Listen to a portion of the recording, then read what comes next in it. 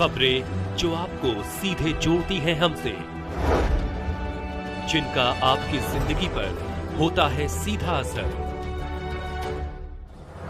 खबरों की वही तस्वीर, बिना बदले बिना डरे, जज्बा सच का लिए, सच दिखाते हैं।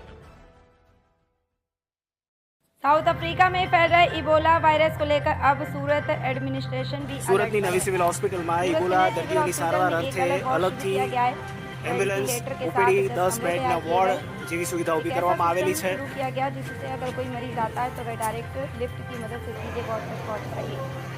Doctor Ashwani Vasava Ebola OPD को માટે नोडल અલગથી ऑफिसर સારવાર काम सौंपा गया વિભાગ है। અલગથી કેસ બારી इस वार्ड के लिए दवाइयों समेत सभी जरूरी તેમજ અલગથી ઓપીડીની સુવિધા ઓપીડી બાદ सपोर्ट सिस्टम तैयार વોર્ડમાં रखे જવા गए માટે हैं। અલગથી हॉस्पिटल લિફ્ટની સુવિધા ઊભી કરવામાં આવેલી છે।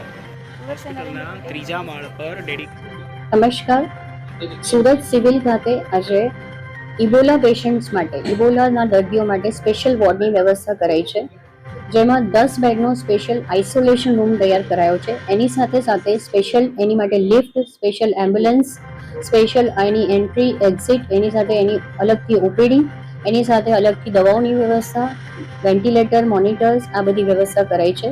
સાથે સાથે અમારી સાથે ડૉક્ટર અશ્વિન વસાવા, જે આ ઇબોલા વોર્ડના નોડલ ઓફિસર રહેશે, મેડિસિન વિભાગના હેડ ઓફ ડિપાર્ટમેન્ટ, આ બધી કામગીરી છેલ્લા 2 દિવસથી આપણે કરી રહ્યા છે। 2 દિવસથી સતત તૈયારીમાં આપણી સાથે પીઆઈયુ વિભાગના બધા લોકો સાથે ડૉક્ટર કેતન નાયક, આરએમઓ, ઇકબાલ કડીવાલા, બધા નર્સિંગ સ્ટાફ, મેટ્રન અને એની સાથે સાથે medicine department, paediatric department, anaesthesia department, microbiology અને રેસ્પિરેટરી મેડિસિન ડિપાર્ટમેન્ટના વિવિધ એચઓડી સાથે સાથે આપણી સાથે રહ્યા છે। આજે પણ 75 જેટલા ડૉક્ટર્સની ટ્રેનિંગ ચાલી રહી છે। કાલે બપોરે સર્વન્ટ્સની ટ્રેનિંગ છે, નર્સિસની ટ્રેનિંગ છે, માઇક્રોબાયોલોજી અને મેડિસિન ડિપાર્ટમેન્ટના રેસિડેન્ટની અલગથી ટ્રેનિંગ રાખી છે। જે રીતની આપણે ગુજરાત સરકાર દ્વારા ગાઈડલાઇન્સ આવશે એ રીતે રોજને રોજ આપણે આનું અપડેટ કરીને રોજને રોજ એ પ્રમાણે કામગીરી કરી રહ્યા છે।